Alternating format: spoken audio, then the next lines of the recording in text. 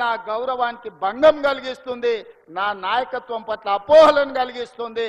ఇలాంటి విషయాలలో ఎలాంటి కాంప్రమైజ్ లేదు. మా మంత్రుల మీద ఏదొచ్చినా రాసే ముందు నన్ను వివరణ అడగండి. ఈ ప్రభుత్వాన్ని అందరినీ సమన్వయం చేసుకొని, అందరి సహకారం తీసుకొని, అనుభవజ్ఞులైన తుమ్మల లాంటి వాళ్ళ అనుభవాన్ని తీసుకొని ఈరోజు ఈ ప్రభుత్వాన్ని నడుపుతున్నాం. 24 గంటలు పని చెయ్యాలి అంటే, సమ్మక్క సారలమ్మ గుడిని 100 రోజుల్లో పూర్తి చెయ్యాలి అని అంటే, ఆ బాధ్యతను మీ అభిమాన నాయకుడు పొంగులేటి శ్రీనివాసరెడ్డి గారికి బాధ్యత ఇచ్చి 100 రోజుల్లో అమ్మవారి మందిరాన్ని నిర్మించాలి అని 24 గంటలు వారిని అక్కడనే పెట్టిన. ఢిల్లీలో ఏ అవసరం ఉన్నా, ఏ ఆర్థిక మంత్రితో మన రాష్ట్రానికి రావాల్సిన నిధులు కావాలన్నా, ఇతర శాఖల అనుమతులు కావాలన్నా బట్టి విక్రమార్క గారిని కాలుకు బలపం కట్టి ఢిల్లీలో గల్లి గల్లి తిప్పి ప్రతి మంత్రి దగ్గరికి పంపించి రాష్ట్రానికి రావాల్సిన అనుమతులు, నిధులను రాబట్టుకునే ప్రయత్నం చేస్తున్నా. ఇది ఉమ్మడిగా మా ప్రభుత్వం నడిపిస్తున్న విధానం. గతంలో ఉన్న ముఖ్యమంత్రులు ఏకపాత్రాభినయం చేసేది. దుర్యోధనుడు వాళ్ళే, దుశ్శాసనులు వాళ్ళే, సుయోధనులు వాళ్ళే, ఇట్లా ప్రతి పాత్ర ఒక్కడే ఏకపాత్రాభినయం చేస్తాడు. మా దగ్గర అట్లా కాదు. అందరం సమన్వయం చేసుకొని, ఎవరు బాధ్యతలు వాళ్ళు, ఎవరికి ఉన్న అనుభవాన్ని ఇంకొకరితో పంచుకొని సమన్వయంతో ఈ ప్రభుత్వాన్ని నడుపుతున్నాం. 2 సంవత్సరాలల్లా ఎలాంటి అవకతవకలకు కానీ, ఎలాంటి తప్పులకు కానీ అవకాశం ఇవ్వలేదు. ఈనాడు కూడా సింగరేణిలో జరుగుతున్న కోల్ మైనింగ్ టెండర్ విషయంలో ప్రభుత్వం స్పష్టంగా, నికార్సుగా, నిజమైన అనుభవం ఉన్న వాళ్ళకే ఇస్తుంది తప్ప అనా పైసా అవినీతికి అవకాశం ఇవ్వము.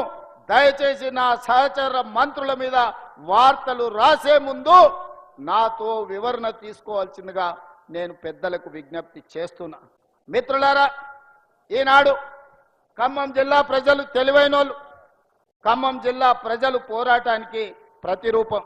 2014లో మీరు గుర్తించరు, బీఆర్ఎస్కి 1 సీట్ ఇచ్చారు. 2018లో గుర్తించారు, బీఆర్ఎస్కి 1 సీట్ ఇచ్చారు. 2023లో గుర్తించారు, 1 సీట్ ఇచ్చారు. మొన్న జరిగిన సర్పంచ్ ఎన్నికల్లో 1130 గ్రామ పంచాయతీలు ఉంటే 791 గ్రామ పంచాయతీలను గెలిపించి 71% కాంగ్రెస్ పార్టీకి అండగా నిలబడి కాంగ్రెస్ పార్టీకి ఖమ్మం జిల్లా కంచుకోటని నిరూపించిన ఖమ్మం జిల్లా కాంగ్రెస్ పార్టీ కార్యకర్తలకు నేను మనస్ఫూర్తిగా అభినందనలు తెలియజేస్తూ, రాబోయే మున్సిపల్ ఎన్నికల్లో కూడా మీ చెమటను, మీ రక్తాన్ని చెమటగా మార్చి కాంగ్రెస్ పార్టీ జెండాను ఎగరేయాలి. చిన్న చిన్న విషయాలు ఏమున్నా అంతర్గత సమావేశాలలో మాట్లాడుకోవాలి. పార్టీకి అవసరమైన సూచనలు, సలహాలు ఇవ్వాలి. పార్టీ ఒక నిర్ణయం తీసుకొని జిల్లా పార్టీ అధ్యక్షులు, రాష్ట్ర పార్టీ అధ్యక్షుడు ఎవరికి బీఫామ్ ఇస్తే వాళ్ళ గెలుపు కోసం పనిచేయాలి. భిన్న అభిప్రాయాలు ఉండొచ్చు, భిన్న అభిప్రాయాలు భేదాభిప్రాయాలుగా మారొద్దు. కొన్నిసార్లు అవకాశం ఆలస్యంగా వస్తుంది, కొన్నిసార్లు అనుకోకుండా అదృష్టం కలిసి వస్తే, కొన్నిసార్లు తొందరగా కూడా వస్తుంది. నాకు అదృష్టం కలిసి వచ్చింది. నాకంటే పెద్ద పెద్ద వాళ్ళ అనుభవం ఉన్న వాళ్ళు ఇక్కడ ఉన్నారు. కానీ ఏ మంత్రి పదవి చేపట్టకుండానే 17 సంవత్సరాలు రాజకీయ జీవితంలో 18వ సంవత్సరంలోకి అడుగుపెట్టే సమయానికే తెలంగాణ రాష్ట్రానికి ముఖ్యమంత్రి బాధ్యత. కష్టంను నమ్ముకొని క్రమశిక్షణతో పార్టీకి పనిచేస్తే పార్టీ ఇవాళ తెలంగాణ రాష్ట్ర ముఖ్యమంత్రిగా శ్రీమతి సోనియా గాంధీ, రాహుల్ గాంధీ, మల్లికార్జున్ ఖర్గే గారు అవకాశం ఇచ్చారు. నాకంటే అనుభవం ఉన్న వాళ్ళు ఉన్నా పార్టీ నిర్ణయం తీసుకున్నది కాబట్టి వాళ్ళందరూ సంపూర్ణంగా సహకరించి నాకు మంత్రిగా అనుభవం లేకపోయినా ప్రభుత్వం నడపడంలో సంపూర్ణమైన సహకారాన్ని అందించి ఈరోజు దిగ్విజయంగా 2 సంవత్సరాల పరిపాలనను పూర్తి చేసుకున్నాం. అందుకే మిత్రులారా, క్రియాశీలక కార్యకర్తలకు, కాంగ్రెస్ నాయకులకు నాకు విజ్ఞప్తి ఒకటే. రేపు జరగబోయే మున్సిపల్ ఎన్నికలలో ఖమ్మం జిల్లా 100% కాంగ్రెస్ పార్టీ జెండా ఎగరాలి, బీఆర్ఎస్ ను బొందబెట్టాలి. బీజేపీ అయితే ఆనమాలు కూడా ఖమ్మం జిల్లాలో లేవు. ఎక్కడ కూడా ఏకలింగం తోకలింగం కూడా బీజేపీ వాళ్ళు ఖమ్మంలోకి మీరు రానియలే. మీరు తెలివి కల్లోలు. అందుకే బీజేపీని రాజ్యాంగానికి ప్రమాదం పొంచి ఉందని మొదటి నుంచి ఖమ్మం జిల్లాలో బీజేపీని నిషేధించిండ్రు. ఆ నిషేధం భవిష్యత్తులో కూడా కొనసాగుతుందని నేను విశ్వసిస్తున్నా. కాకపోతే మా రీచులు మళ్ళా బయలుదేరిండ్రు. శివరాసన్లు నిన్నమన్ననే మీటింగులు పెట్టిర్రు ఖమ్మంలో.